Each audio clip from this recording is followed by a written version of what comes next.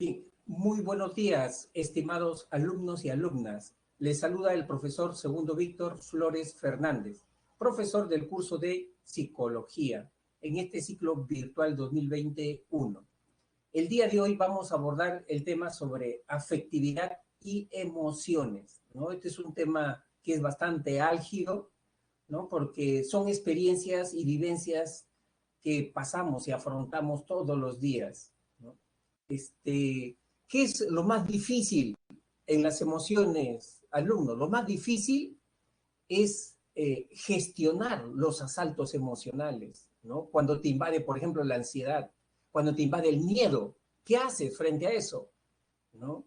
Miedo al examen, miedo a la mala nota, miedo a no ingresar, ¿no? Cuando te asalta la cólera, ¿no? La rabia, la molestia. ¿Qué haces cuando estás frente a esa situación? Miren, acá, por ejemplo, hay una estrategia y parte de un cuentito, de una anécdota, ¿no? Dice que cierto día un papá estaba paseando a su bebé en un cochecito por el parque de su casa, ¿no? Y el niño estaba que lloraba desconsoladamente, ¿no? Entonces, el papá, ¿qué cosa hacía? Dice que murmuraba bien bajito, ¿no? Con un tono de voz bien bajito, y decía, tranquilo, Ronaldo, relájate, Ronaldo, relájate, tranquilo, tranquilo, todo va a ir muy bien, vas a ver, esto tiene que pasar, esto va a pasar, relájate, cálmate, cálmate, por favor, ¿no? Y dice que por ahí pasaba una mujer, ¿no? Y al escuchar cómo le hablaba el papá, ¿no? Se acercó y le dijo, señor, usted es una persona admirable. ¿Cómo puede hablarle tan suavemente a un niño tan perturbado? Le dice, realmente es admirable lo que usted está haciendo, ¿no? Y la mujer se acercó al cochecito, se inclinó para cogerlo al bebito y le dijo, a ver, Ronaldo, le dijo, ¿cuál es el problema? ¿Por qué tanto lloriqueo? ¿No? Y entonces el papá se sorprendió y le dijo, oh no, señora, Ronaldo, él no es Ronaldo, él es Enrique. Ronaldo soy yo, le dice, ¿no? ¿Qué había pasado? ¿No? Que el papá Ronaldo, cuando hablaba, se estaba hablando a sí mismo, se hablaba a sí mismo. Es decir, para controlar su molestia, su incomodidad, su enojo por el lloriqueo de su hijo, se estaba hablando a sí mismo. Y esta es una muy buena estrategia para controlar los asaltos emocionales, ¿no? Cuidar tu diálogo interno. Cuando tú tienes miedo, ¿qué cosa te dices? No vas a poder, ¿no? Eres tonto, ¿no? Siempre te salen las cosas mal, ¿no? Ese diálogo, esa vocecita interna que siempre aparece, que incrementa tu miedo, que incrementa tu ansiedad, de eso tienes que darte cuenta, de eso tienes que darte cuenta. Cuando tienes cólera, molestia, ya tienes ese diálogo interno, ¿no? Siempre se aprovechan de ti, no te respetan, ¿no? Están cometiendo una injusticia contigo y tú te sientes víctima de eso y te agarra la cólera, la rabia y quieres destruir, quieres golpear, quieres confrontar, ¿no? O sea, hay que darnos cuenta de ese diálogo interno que tenemos cuando nos asaltan las emociones, ¿no? Ahora, por eso es que vamos a abordar el tema de la afectividad y las emociones. Bien, ya con esa introducción, chicos, empezamos con nuestro tema. ¿Qué vamos a abordar acá? La definición de afectividad, los procesos emocionales, la cognición y emoción, ¿no? La expresión de las emociones, clase de emociones y finalmente la afectividad y bienestar personal con el manejo de las emociones. Empezamos primero por el término afectividad. Afectividad se refiere a un conjunto de reacciones que nos conmueven, que nos estremecen. Mira, nosotros tenemos diferentes tipos de conductas, ¿no? Pero hay un tipo de conducta donde tú tienes que identificar de repente un objeto, ¿no? Ver si el fluorescente está prendido, está apagado, ¿no? No te perturba eso, lo haces lo más frío posible, ¿no? Lo más objetivo posible. Sin embargo, hay otro tipo de reacciones en donde nos conmueve cuando participamos de esas reacciones. Esas reacciones tienen que ver con las reacciones afectivas, ¿no? Por ejemplo, una buena noticia, una mala noticia, eso te conmueve inmediatamente y participas con una conmoción dentro de tu cuerpo, ¿no? Por eso dice que la afectividad, ¿no? Es la manera como uno reacciona íntimamente, ¿no? Íntimamente. Reacciona siempre con un fondo hedónico. Tiene que ver con agrado o desagrado, ¿no? Frente a una situación. Ahí estás reaccionando ya afectivamente. Cuando tú sientes placer o displacer, estás reaccionando afectivamente. Y no solamente con este fondo hedónico, también la reacción afectiva tiene que ver con una intensidad. Es decir, esa reacción o es bien alta, hay una excitación, o es bien baja, hay una relajación. Por ejemplo, miren chicos, cuando tú sientes alegría, la alegría en su estado alto de excitación, ¿cómo le llamarías a la alegría? Cuando tú sientes alegría, pero es una alegría intensa, ¿cómo le llamarías? A ver, emoción. Claro, la categoría es emoción, muy bien, Carla, pero en sí, a esa alegría, ¿cómo le llamarías cuando tú sientes? Ah, está muy bien, Juan José Raigada. Eso se llama inteligencia emocional, Juan José Raigada, cuando tú rápido identificas qué cosa experimentas, ¿no? Cuando tú experimentas. Cuando tú tienes miedo, y es un miedo intenso, fuerte, ¿cómo le llamarías ese miedo? Fobia. Muy bien, Carla, pero ¿sabes qué? La fobia es miedo, pero patológico. No, un miedo sano, pero intenso. La fobia es patológico. Muy bien, Geraldine Cisnero, pánico, pánico, muy bien, excelente. Ahora, si ese miedo es chiquitito, bajito, menudo, ¿cómo le llamarías? Pequeñito. O sea, lo tienes, pero no te perturba. Lo tienes ahí, pero no te perturba. Lo puedes manejar. ¿Cómo le llamarías? Miedito. Miedito, miedito. Puede ser temor, pero hay más, algo más bajito, Juan José Raigada, incertidumbre, por ejemplo, ¿no? Desconfianza, ¿no? Son miedos de menor intensidad. Y así, todas las emociones tienen estos criterios, chicos, ¿no? La cólera, en su máxima expresión, furia, en su mínima expresión, la cólera, ¿no? Puede ser de repente molestia, estoy molesto, ¿no? Un poco molesto. Ahora, la afectividad se expresa de diferentes maneras. ¿Cuáles son las reacciones afectivas? Ahí tenemos emociones, sentimientos, estado de ánimo y pasiones. Y nosotros las vivimos, chicos. Ustedes han experimentado o están experimentando estas 4 reacciones afectivas. ¿Cómo las diferenciamos? Esto es muy importante. ¿Cómo las diferenciamos? Empezamos por la primera, a diferenciarla. Cuando yo digo que siento una emoción, como decía ahí Carla, ¿no? Cuando yo siento una emoción, para que tú digas que sientas una emoción, esa emoción tiene que ser perceptible, ¿no? La emoción siempre es de aparición súbita, ¿no? Aparición súbita. Siempre hay un estímulo que la provoca a la emoción. Viene un perro bravo, te da miedo inmediatamente, ¿no? O te da cólera porque te quiere morder ese perro, ¿no? Te da cólera. Siempre es súbita y siempre aparece ante un estímulo la emoción.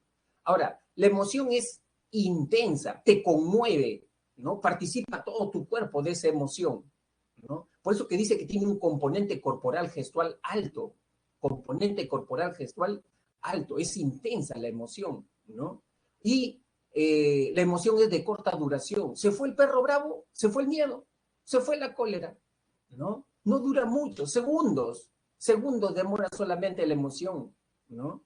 Y como te digo, tú notas que esa persona está con miedo, esa persona está alegre, lo notas porque se ve en el rostro, se ve en su conducta, en sus gestos, ¿no? Esas son emociones, ¿no? En cambio, el sentimiento es otra reacción afectiva y es diferente. En el sentimiento ya no tiene un componente corporal gestual, fisiológico, sino hay un componente cognitivo, predomina el componente cognitivo. ¿Cuándo surge un sentimiento? Cuando yo hago una valoración, cuando yo hago una evaluación, veo un niño en la calle, ¿qué cosa digo? Pobrecito, porque los papás lo mandan a pedir limosna, tendrá algo que comer cuando llegue a casa, ¿no? Y comienzo a pensar, ¿no? Sobre la situación de ese niño, a valorar su situación y entonces me entra, ¿qué cosa a mí? La solidaridad. No quiero ayudarlo, ¿no? La solidaridad. Y la solidaridad ya es un sentimiento, es un sentimiento. ¿Por qué? Porque el sentimiento está cargado de reflexión, está muy cargado de ideas, de pensamientos. ¿Por qué el gobierno los tiene así, esos niños no los ayuda, el alcalde? ¿Qué hacen? ¿No? ¿Por qué los tienen así esos niños? Y entonces ya, en mí ya, eso ya no es emoción, ya. O sea, ahí es un sentimiento que yo estoy teniendo, ¿no? Por eso que, por ejemplo, sentimientos, por ejemplo, la nobleza, la generosidad, esos son sentimientos. La gratitud, cuando yo digo no me puedo portar así con mi papá, ¿no? A veces me molesta, pero no me puedo portar así con mi papá, ¿no? Yo le debo mucho a mi papá. Ya, eso es un sentimiento, eso es un sentimiento. Por eso los sentimientos son menos intensos que las emociones. Y el sentimiento sí no se te va inmediatamente como la emoción. La emoción se te va en segundos, minutos, pero el sentimiento no. Cuando tú estás nostálgico, estás pensando en esa persona que en el pasado, ¿no es cierto?, vivieron momentos felices y ahora ya no está, se fue, partió a la eternidad. Y te pones a pensar en esa situación, los momentos que viviste con ellos, te entra la nostalgia y eso ya es un sentimiento, eso es un sentimiento. ¿Y tú crees que ese sentimiento se te va en minutos, segundos? ¿Se te va? No se te va. Ahí lo tienes, 10 minutos, 15 minutos, hasta que ya después te sumerges en otra cosa, en otra actividad, y se vaya el sentimiento, ¿no? Pero el sentimiento dura más. Y no es tan perceptible, ¿no? Porque es una vivencia muy interna, bien interna, es el sentimiento. Chicos, ¿me están entendiendo? Porque esto es importante que empiecen a diferenciar estos estados afectivos, ¿ya? Ahora viene el estado de ánimo. El estado de ánimo, ¿sabes cuándo aparece el estado de ánimo? Al estado de ánimo no hay ninguna causa externa que lo provoque. El estado de ánimo siempre tiene que ver con los niveles de energía de las personas. Niveles de energía. ¿Cómo está ahorita, por ejemplo, siendo las 10:15, 10:20? ¿Cómo está tu energía? ¿Estás con ganas de seguir escuchando la clase? ¿Estás cansado, aburrido, fastidiado? ¿No? ¿Cómo están tus niveles de energía? Ese es tu estado de ánimo. Y el estado de ánimo, ese sí no es breve, se puede durar horas, días con tu estado de ánimo. A veces uno está optimista, a veces uno está pesimista, ¿no? Y el estado de ánimo tiene que ver más con tus sensaciones de bienestar o malestar general, cómo tú te sientes contigo mismo, ¿no? Mira, una manera bien práctica de saber cómo aparece el estado de ánimo es cuando la persona se levanta a primera hora. Hay personas que se levantan y ya quieren que empiece el día porque tienen muchas cosas que hacer, ¿no? Y se sienten bien, ya inmediatamente se levantan cantando, bailando. ¿Quién ha provocado eso? Nada, si recién se están levantando. Nadie lo provoca. No hay un estímulo afuera, ¿no? Y se siente bien la persona, ¿no? Y quiere avanzar, quiere hacer sus cosas. Hay otros que se levantan ya renegando. ¿Qué cosa dicen? Otra vez ya amaneció. ¿Por qué tiene que amanecer? Todos los días amanece. Ya están renegando. ¿Quién le ha hecho algo? Nadie. Nadie le ha hecho nada. Él ya solito se ha levantado así, ¿no? Ese es el estado de ánimo. Algunos, por estado de ánimo, siempre permanentemente, algunos son, por ejemplo, tristones, melancólicos, por su estado de ánimo. Permanentemente tienen ese estado de ánimo, ¿no? Entonces, el estado de ánimo es esa, esa sensación que uno tiene, ¿no? Afectiva que contagia todas tus actividades, ¿no? Ahora vemos pasiones, ¿no? Las pasiones, emociones, son emociones, pero son intensas, ¿no? Y son más prolongadas. Cuando una persona tiene un estado pasional, toda su vida gira alrededor de ese estado pasional. ¿No has visto, por ejemplo, esas personas que tienen pasión por el fútbol? ¿Qué cosa para el Mundial cuando Perú se fue a Rusia? Algunos han vendido su casa, su carro, ¿no? Para irse al Mundial. No importa si al mes siguiente ya no tenían para comer, ¿no? ¿No? ¿Por qué? Porque sienten una pasión por eso. Los artistas, los escritores, también, cuando sienten una pasión, ¿qué hacen? Están horas y horas allí, ¿no? Leyendo, pintando, se olvidan de comer, se olvidan de dormir. ¿Por qué? Porque están en un estado pasional. El estado pasional es fuerte, intenso y prolongado. ¿Tú crees que cuando una persona tiene una actividad y la realiza con pasión, ¿no? esa pasión se le va. No, no se le va, ¿no? Cuando una persona se enamora de manera intensa, pasional, incluso su familia le dice, oye, él no te conviene, él es así, él es asá, te escucha, te hace caso, no te hace caso, porque se enamora. Hay personas que son así temperamentales, se comprometen con actividades, con relaciones de manera pasional, se comprometen inmediatamente, ¿no? Entonces no te hacen caso, no te hacen caso. Tiene que pasar 1 año, 2 años, recién para que se dé cuenta después de tantos golpes, de tantas caídas y frustraciones, que la persona no le convenía, ¿no? ¿Por qué? Porque esa persona estaba en estado pasional, ¿no? Muy bien. Entonces ya saben diferenciar los 4 tipos de reacciones afectivas. Ahora, a las emociones, ¿no? ¿Cómo podemos, vamos a retirar ya mi imagen, eh, ¿cómo podemos gestionar las emociones, chicos? ¿Cómo las podemos gestionar? Las podemos gestionar porque las emociones tienen 3 componentes. A través de estos 3 componentes, hay un componente cognitivo subjetivo, así se le llama el componente cognitivo subjetivo, el componente expresivo, conductual expresivo, y el componente adaptativo fisiológico. Son los 3 componentes de una emoción. O sea, cuando tú sientas, por ejemplo, miedo, el miedo siempre va a tener estos 3 componentes. Y tú puedes gestionar los miedos a través de estos componentes, ¿no? Porque con estos componentes tú incrementas o bajas los niveles de esas emociones. Por ejemplo, el componente cognitivo subjetivo se refiere que todas las emociones tienen un, digamos así, un remolino de ideas, un remolino de ideas, un remolino de valoraciones. Por ejemplo, ¿cuándo aparece el miedo? Cuando yo valoro que esa situación me amenaza y yo no tengo los recursos para enfrentarme a esa situación. Cuando yo comienzo a pensar de esa manera, va a aparecer el miedo a mí. En mí va a aparecer el miedo. Es el componente cognitivo subjetivo, ¿no? De las emociones. Por ejemplo, yo voy a sentir tristeza si yo digo, mira, mira lo que he perdido, ¿no? Por tonto, lo que he perdido. Y ya nunca más voy a poder recuperar eso que he perdido, ¿no? Y eso que he perdido era muy importante para mí. Ese es el componente cognitivo subjetivo de las emociones. Ahí se está formando ya una emoción, ¿no? Por este componente. El componente conductual expresivo.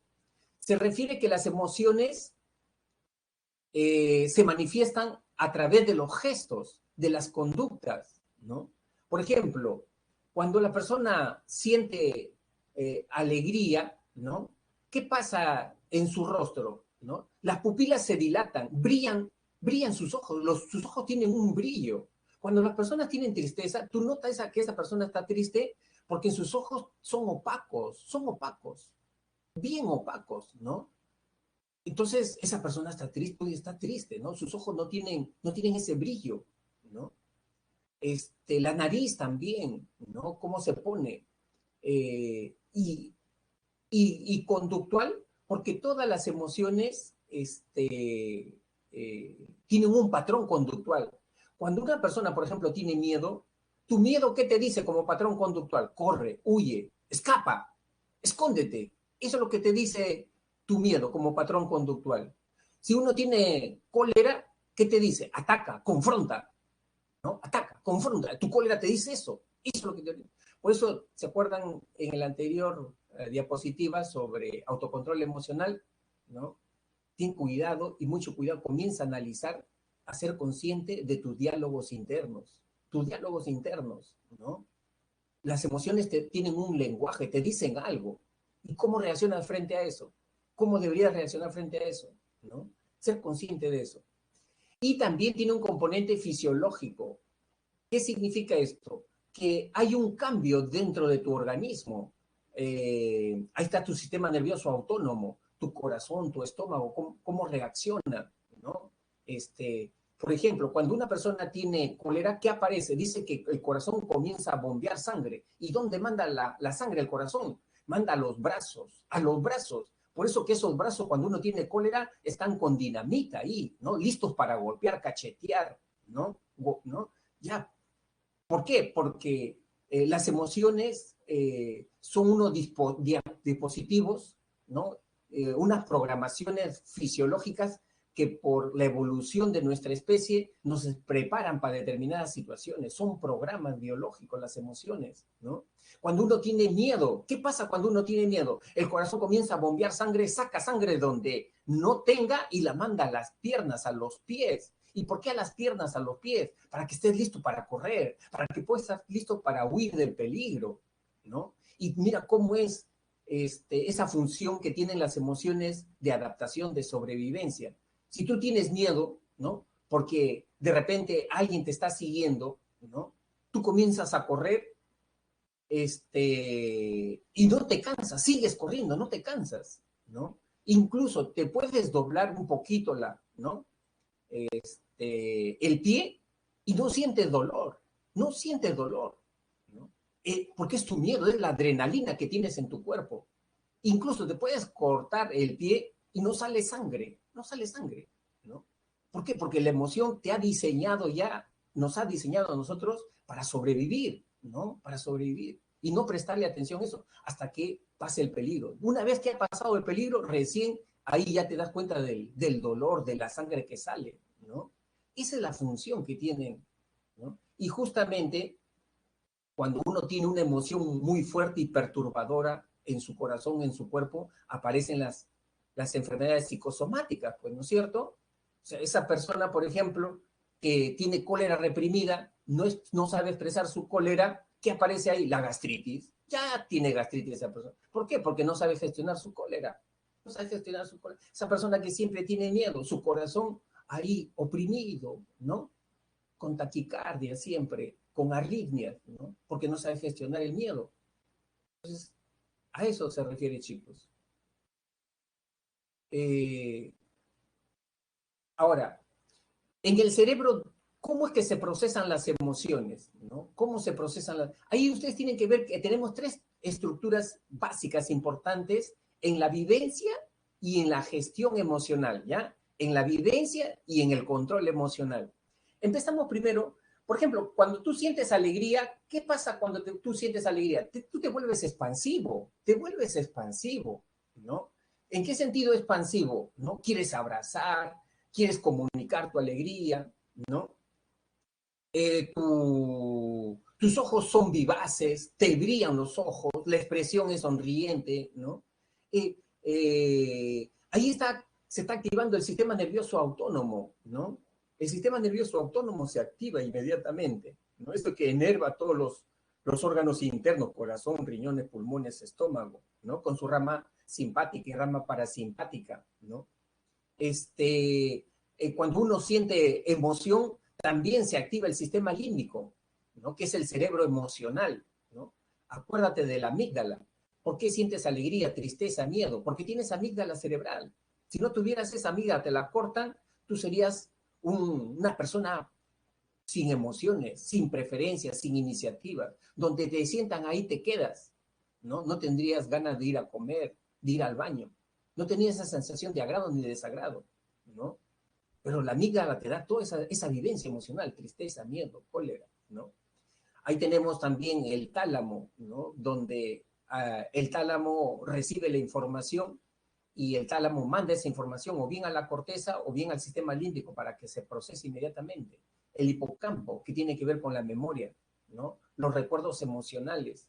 Por ejemplo, el hipocampo te dice, mira, la vez pasada que tú estabas subiendo escaleras, te caíste por subir corriendo, ¿no? Y te caíste tú en la escalera de tu colegio, ¿no? En el segundo piso. Ahí fue. El hipocampo te da información contextual sobre recuerdos emocionales, ¿no? Información contextual. ¿Dónde fue? ¿Cómo fue? ¿No? Por ejemplo, cuando tú abrazaste por Año Nuevo, ¿no? A tu mamá, a tu papá, el hipocampo te dice dónde fue en la sala, fue en la cocina, ahí me cogió, ¿no?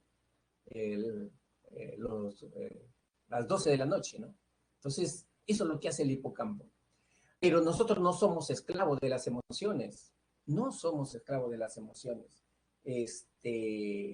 O sea, cuando tú sientes alegría, tú lo dices, ya, yo acá expreso mi alegría, ¿no? Abrazo a todo el mundo, me pongo a reír como loco. No, no. O cuando sientes miedo, o cuando sientes cólera, ¿no? O sea, no las expresas inmediatamente, ¿no? ¿Tú qué cosa dices? Tú dices, yo tengo que expresar mi cólera, mi alegría en el momento adecuado, con la persona indicada, en la intensidad correcta. Eso es lo que tú dices.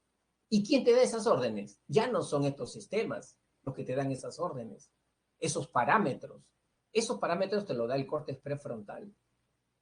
El córtex prefrontal es la que se encarga que luego de haber hecho una evaluación, una valoración de la situación, te dice a ti, ¿no?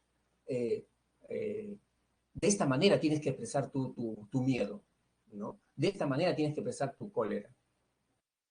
Entonces, eso es lo que hace el córtex prefrontal. Es esa parte del cerebro, el área más evolucionada que tenemos, ¿no? Por esto que nosotros somos Homo sapiens, ¿no?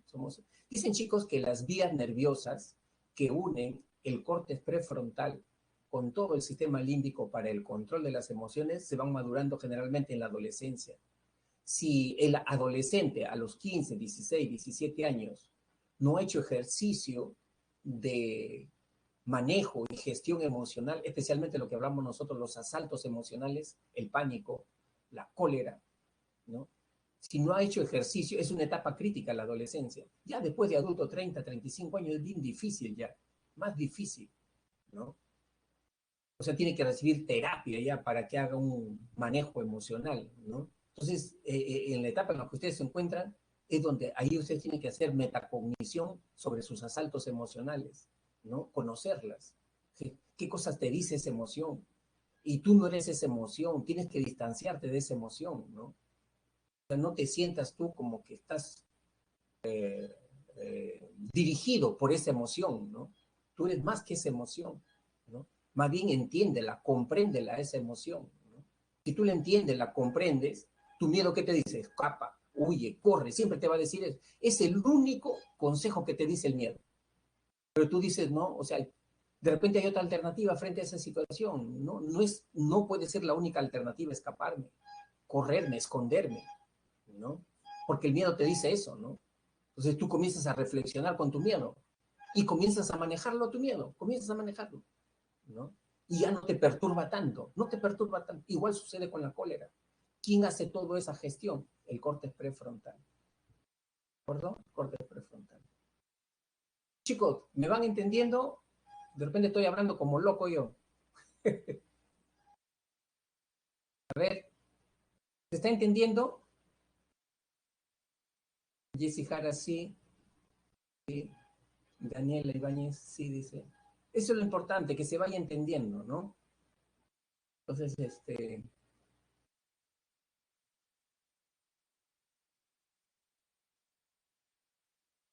pues, estas son tres, las tres estructuras básicas cerebrales que intervienen en el proceso y en la gestión emocional, ¿no? Proceso y gestión emocional. Ahora, miren, para entender a las emociones, hay dos teorías, ¿no? Hay dos teorías en psicología. Una es la teoría cognitiva que está acá, esta es la teoría cognitiva de las emociones que está en su cuadernillo como cognición y emoción, ¿no? Este,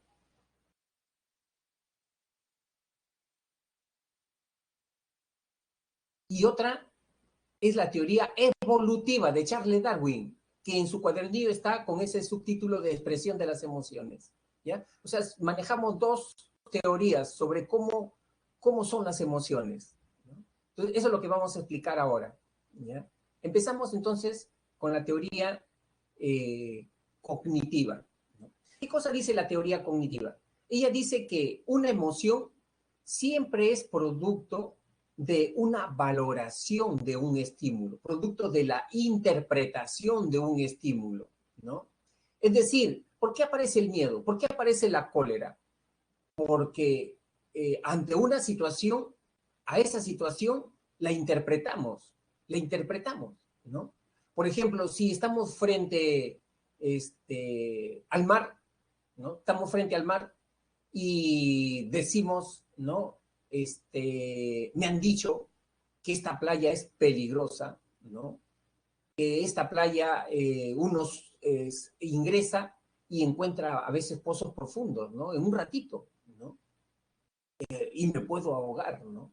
Entonces, cuando comenzamos a hacer esa valoración de la situación, dice que ahí comienza a aparecer, ¿qué cosa? El miedo, el temor, ¿no? Comienza a aparecer el miedo, el temor, inmediatamente, ¿no? O sea, la teoría cognitiva le da mucha importancia a la interpretación, a la valoración cognitiva en el origen de una emoción, ¿no? Por ejemplo, si me presento al examen, si yo estoy pensando, ¿no? Que de repente ese examen me va a dar preguntas difíciles, que yo no estoy preparado para ese examen, ¿no? Que ese examen es una amenaza para mí, no una oportunidad, sino para aprender más, no, sino una amenaza para mí, ¿no? Entonces, va a empezar a aparecer la ansiedad, va a aparecer el estrés ahí, ¿no? ¿Por qué? Porque estoy haciendo una interpretación, una valoración de la situación, del estímulo. Eso es lo que dice el enfoque cognitivo.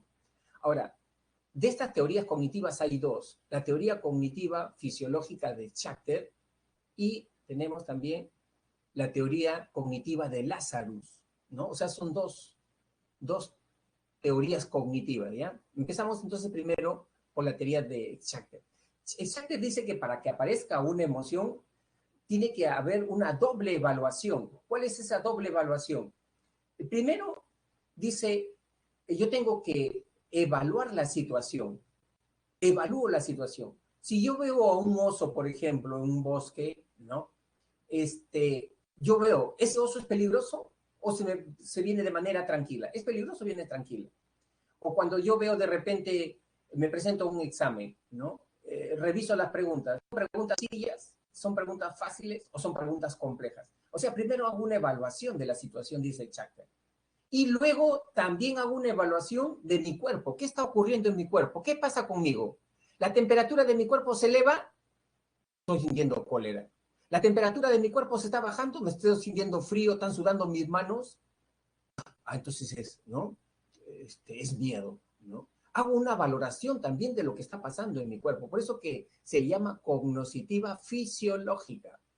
Y producto de estas dos valoraciones, dice Schachter, ¿qué va a aparecer ahí? Aparece el miedo, aparece la cólera, ¿no?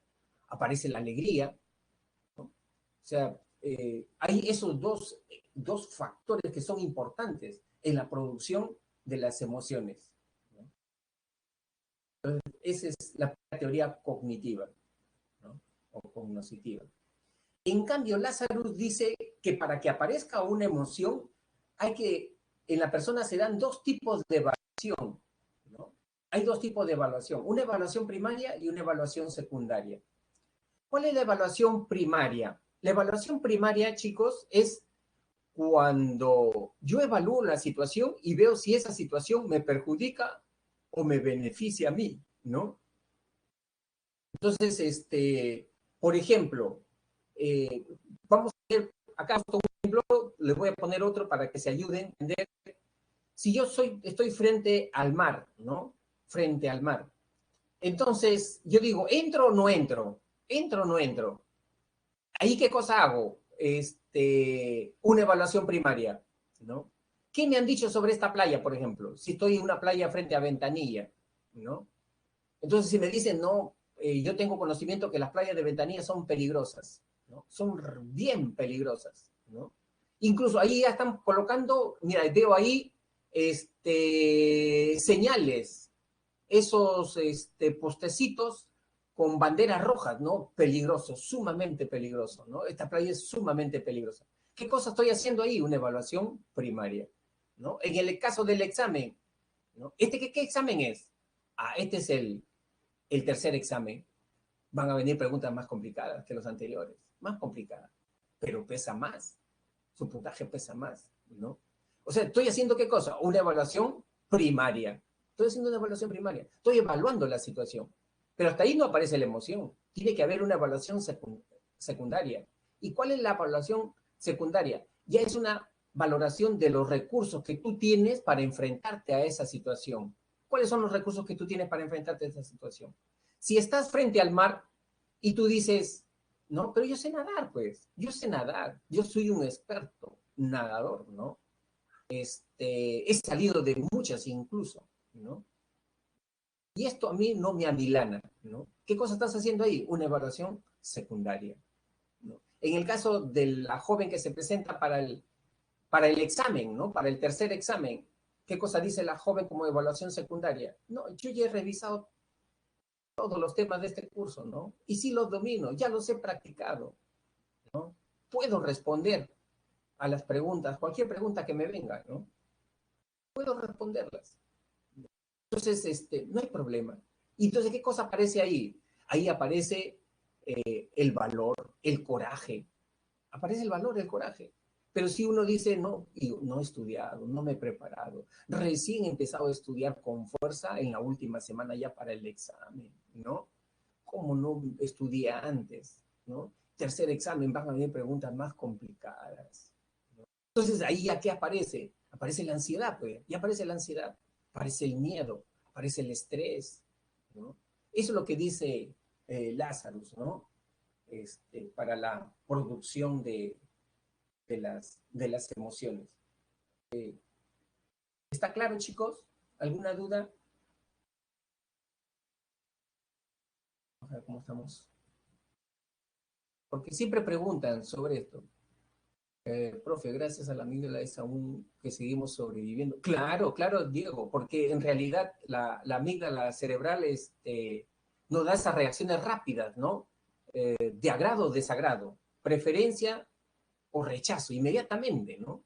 Por ejemplo, mira, si uno ve un perro bravo, inmediatamente tu vista y tu oído captan los estímulos visuales de ese perro bravo, ¿no? ¿Lo manda a dónde? Tus nervios sensoriales, al tálamo. El tálamo inmediatamente esa información de lo que ha captado tu vista sobre ese perro bravo lo manda al sistema límbico, a la amígdala, para que la procese inmediatamente, no lo manda al córtex prefrontal, no lo manda al corte prefrontal, lo manda a la amígdala para que reacciones inmediatamente, con miedo o con cólera inmediatamente, porque tu vida está en peligro, tu integridad física está en peligro frente a ese perro bravo, ¿no? Esa es la función de las emociones, pues, la adaptación, la sobrevivencia, ¿no? Muy bien, Carla, excelente deducción. Carla dice, profe, o sea que a partir de los 15 es donde se tiene que aprender a controlar. Sí, de verdad, Carla. Esa es una edad crítica. Ahí dice que se madura las conexiones neurológicas entre el córtex prefrontal y el sistema límbico y hay que empezar a ejercitarla. Porque si no, después ya de 25, 30, es más difícil, es más difícil. Por eso que tenemos muchos problemas adultos ya con mucha ansiedad, que no pueden manejar la ansiedad, ansiedad generalizada. Personas bipolares rápidamente cambian de una emoción a otra, ¿no? Están alegres y en menos de 10 minutos, 15 minutos, están tristes, ¿no? Están tristes porque no han ejercitado esa gestión, ¿no? De las emociones. Bien, seguimos. Ahora, esta es la teoría evolutiva de Charles Darwin. Charles Darwin nos dio dos ideas interesantes, ¿no? ¿Cuáles son esas dos ideas interesantes sobre las emociones? Que ya los asumimos todos los psicólogos, que las emociones tienen una finalidad adaptativa, ¿no? No tienen una finalidad adaptativa. Nos permiten la sobrevivencia, ¿no? Nos permiten la sobrevivencia de nuestra especie, ¿no? Eh, si no tuviéramos emociones, no podríamos vivir ni siquiera 24 minutos, ni siquiera 24 minutos, ¿no?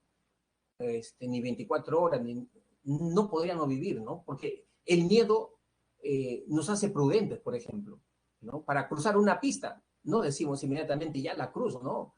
Aparece tu miedo. ¿Cómo aparece tu miedo? Como prudencia, ¿no? Después de ese carro rojo cruzo, antes no, me, me mata ese carro, ¿no? O sea, eh, las emociones no son buenas ni malas, sino son funcionales, chicos. No vayas a decir el miedo es malo, negativo, la cólera es mala, negativa. No, tienen una finalidad eso, ¿no? Tienen una finalidad. Entonces, eso es lo que nos dijo Charles Darwin. Ahora, su discípulo Paul Ekman encontró que los seres humanos tenemos las mismas emociones básicas, ¿no? Independientemente de nuestra cultura. Por ejemplo, los chinos, los rusos, ¿no? Nosotros, latinos, peruanos, tenemos las mismas emociones, ¿no? No nos diferenciamos de ellos, ¿no? Un alemán siente cólera, ¿no? Un chipivo siente miedo, igual que esas otras personas de esas otras culturas, ¿no? Y entonces Paul Ekman eso hizo investigaciones culturales y encontró que para cada emoción hay una expresión que es típica, ¿no? Siempre hay una expresión que es típica para cada emoción y eso se da en todas las culturas, ¿no? Hay un lenguaje de las emociones, hay un lenguaje de las emociones. Por ejemplo, tú te puedes dar cuenta, por ejemplo, cuando una persona te está engañando, ¿no? Si lo miras a la cara, si escuchas el tono de voz de esa persona, ¿no? Tú te das cuenta, te podrías dar cuenta cuando una persona te engaña. En qué te das cuenta tú, a ver, estimado alumno, cuando una persona te está engañando? ¿Te das cuenta? Por la conducta, Ítalo. ¿En qué te fijas? ¿En qué te...? Sí, porque el mentiroso siempre manda señales el mentiroso. Así sea mentiroso profesional, ¿no? Su tono de voz, ¿no? Correcto, Oscar, su tono de voz, ¿no? Es importante darte cuenta del tono de voz que está empleando. La mirada también, ¿no? A veces hay algunos que no saben mentir, se ríen inmediatamente, esos son mentirosos que, ¿no? Que se ríen inmediatamente, ¿no? Ya tú te das cuenta que están mintiendo, pero hay mentirosos profesionales, hay mentirosos psicópatas que te miran mirándote al ojo, te miran así directamente a los ojos y te están mintiendo, ¿no? Te están mintiendo. Claro, Oscar, ¿no? El impostor, el estafador, ¿no? Esos te miran de frente y aparentemente no se perturba, ¿no? Pero si tú agudizas más la observación, sí puedes detectar a un mentiroso, agudizando más la observación, ¿no? Dice que el mentiroso de todas maneras manda señales, aunque sea profesional, ¿no? Siempre el mentiroso tiene un tic, ¿no? Por ejemplo, se coge el mentón, se coge la nariz, se coge el aro de su dedo.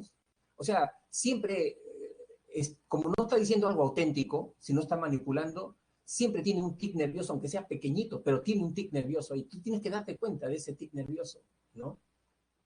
Ese es el mentiroso profesional, ¿no? Y Paul Ekman fue un estudioso de esas reacciones, por eso que él comenzó a capacitar en Estados Unidos a jueces y a policías para detectar a mentirosos, ¿no? En base a la expresión gestual. Ahora, la teoría evolutiva habla de dos tipos de emociones. Emociones primarias, que son emociones innatas, con esas nacemos, ¿no? Con esas emociones son pocas las emociones primarias y tenemos las emociones sociales y secundarias, que son emociones aprendidas. Las emociones primarias que compartimos con todos los seres humanos, incluso con los mamíferos también, con el perro, el gato, la rata, tienen estas emociones básicas. La alegría, el asco, la tristeza, la sorpresa, el miedo, ¿no? Y la cólera. Esas son las 6 emociones básicas, chicos, que tenemos todos, ¿no? El perro siente asco, sí. El perro siente tristeza, sí. ¿Y por qué compartimos con los mamíferos? Porque tenemos el mismo cerebro emocional. El perro también tiene sistema límbico, nosotros también tenemos sistema límbico, ¿no? Eso no lo sabía Charles Darwin porque la neurología no estaba avanzada en su tiempo, ahora lo sabemos. Pero él magistralmente encontró que teníamos esas similitudes, porque comenzó a estudiar las expresiones de algunos animales y las comparó con las del ser humano y encontró que habían similitudes en esas expresiones gestuales. Encontró similitudes, ¿no? Y las emociones sociales o secundarias son emociones aprendidas. Nosotros ya no hemos nacido sintiendo vergüenza. Eso lo hemos aprendido porque de repente hemos tenido padres muy rígidos, muy represivos, ¿no? Igual, sintiendo culpa, ¿no? Siempre nos señalaban a nosotros, siempre nos criticaban a nosotros, ¿no? Entonces el sentimiento de culpa es muy fuerte ya en mí, ¿no? ¿Y eso por qué? Porque lo he aprendido, porque he tenido modelos muy duros contra mí, ¿no? Y ya se ha instalado dentro de mí una vocecita que siempre que hago algo, esa vocecita, que no es mía, sino es de mi papá, que me está diciendo ya, no vas a poder, te va a salir mal, ¿no? Entonces, siempre es bueno darse cuenta del diálogo interno que tenemos, darte cuenta, ¿no? Pero esas son ya emociones sociales, son algo aprendido, el orgullo, el amor. Miren chicos, hay personas que les cuesta trabajo dar amor, dar cariño. Tú le vas a dar un abrazo se sienten como caballos salvajes, se hacen para atrás. ¿Por qué? Porque desde pequeñito nadie los ha abrazado, nadie les ha dado un besito, ¿no? Entonces, les cuesta trabajo sentir y expresar ternura. ¿Por qué? Porque esas son emociones sociales, son aprendidas, ¿no? Los celos, la envidia, ¿ya? Ahora, ¿cómo manejar nuestros estados emocionales? Lo que estamos hablando, ¿no? Acá estamos recogiendo la teoría de Daniel Goleman sobre la inteligencia emocional, ¿no? Una manera de regular nuestras emociones es adquiriendo lo que Carla ahí creo que decía, habilidades, ¿no? A los 15 años, habilidades sociales, ¿no? Habilidades sociales, habilidades emocionales. Eso es bien importante, las habilidades emocionales, ¿no? Por ejemplo, adaptarse a los cambios. Siempre es importante tener una actitud de, en tu vida siempre vas a tener cambios, ¿no? Cambios sorpresivos, un familiar que se te muere, ¿no es cierto? Esta situación que estamos enfrentando del encierro, chicos, nunca nos había pasado en nuestra vida, ¿no? Por el coronavirus, ¿no? O sea, tienes que ver cómo te organizas, cómo haces tu rutina ya en tu casa, ¿no? Cómo haces un balance entre tus obligaciones y también tu momento de diversión encerrado en tu casa para enfrentar esta nueva situación, ¿no? Entonces, esa, tu capacidad de ser flexible ante los cambios, ¿no? Eso es importante como control emocional. El autodominio, no ser impulsivo, no la primera idea que se te ocurra inmediatamente hacerla, ¿no? Sino hacer pausas ante un estímulo, una expresión de un amigo que te ha ofendido, de repente te sientes ofendido, ver cómo poder eh, responder frente a esa ofensa, ¿no? Y si es el momento oportuno para responder, ¿no? A eso se le llama, lo que acá han puesto pues a nuestro entrenador, ¿no? Luego también confiabilidad. La confiabilidad, chicos, es ser una persona íntegra, coherente. O sea, nosotros tenemos que tener una unidad de criterio entre lo que pensamos, lo que sentimos y lo que hacemos. Si yo digo quiero ingresar, ¿no?, a la universidad y me voy a preparar para ingresar, entonces tengo que mentalizarme, ¿no? ¿Qué tengo que estudiar? ¿No? Tengo que motivarme, ¿no? Tiene que gustarme el estudio y tengo que estudiar, tengo que dedicar horas al estudio, tengo que separar mi tiempo para el estudio, tengo que tener una unidad de criterios. Esa es una manera de gestionar tus emociones, pues, ¿no es cierto? ¿No? Coherencia. Y que Daniel Goleman le llamó a eso, a lo que nosotros acá le llamamos coherencia, integridad, confiabilidad, le llamó él, ¿no? Y lo otro también que es importante, ¿no? La innovación. La innovación significa aportar, crear cosas nuevas, ¿no? Antes no sabías cómo estudiar, ahora ya sabes cómo estudiar. Te has dado cuenta de eso, que tienes que innovar en tu forma de estudiar, si no, no la haces, no la haces. Que tienes que cambiar en tus hábitos de estudio, en tus rutinas diarias, que antes en el colegio de repente te levantabas tarde, ¿no? ¿Por qué? Porque tu colegio estaba cerca, ¿no? Ahora necesitas más tiempo para procesar información. Tienes que renovarte, cambiarte inmediatamente. Tus técnicas de procesamiento de información tienes que cambiarlas también, hacerlas más metacognitivas. Eso se llama innovación. Entonces, ahí estás regulando tus estados emocionales, ¿ya? Y la escrupulosidad se refiere, chicos, a hacerte responsable de tus actos, no justificarte. Me saqué mala nota porque vinieron preguntas difíciles, ¿no? El profesor me tiene cólera, ¿no? Llegué tarde porque mi mamá no me hizo el desayuno temprano, ¿no? ¿Qué cosa estás haciendo ahí? ¿No? Buscando pretextos para no asumir la responsabilidad de tu vida y de tus propias emociones, ¿no? Con ese criterio, entonces dices, para poder cambiar yo, para no llegar tarde, primero mi mamá se tiene que levantar temprano, ¿no? Entonces, si tu mamá no se levanta temprano, siempre vas a llegar tarde, ¿no? Y siempre te vas a justificar así. Entonces, no estás haciendo una buena gestión de tus emociones, ¿no? Hay que asumir la responsabilidad de nuestros actos, de nuestra conducta. Eso es lo que dice Daniel Goleman, ¿no? Y bueno, empezamos ya con los ejercicios, chicos, aplicando ya sus conocimientos. Dice, Jimena es una bióloga que forma parte de las investigaciones científicas. A diferencia de todos los científicos, ella disfruta de dichas actividades, realizándolas con deleite y ocupa la mayor parte de su tiempo investigando sobre biología, incluso fuera de su horario de trabajo. El tipo de proceso afectivo en Jimena se denomina, a ver, vamos a ver cómo está, ya contestaron por acá, ¿no? La D, muy bien, Jessy, Diego, Daniela, la D, perfecto, ¿no? Es una pasión, pues, es una emoción intensa y prolongada, ¿no? Y la vive, ¿no? Y contamina todos los aspectos de su vida, la pasión.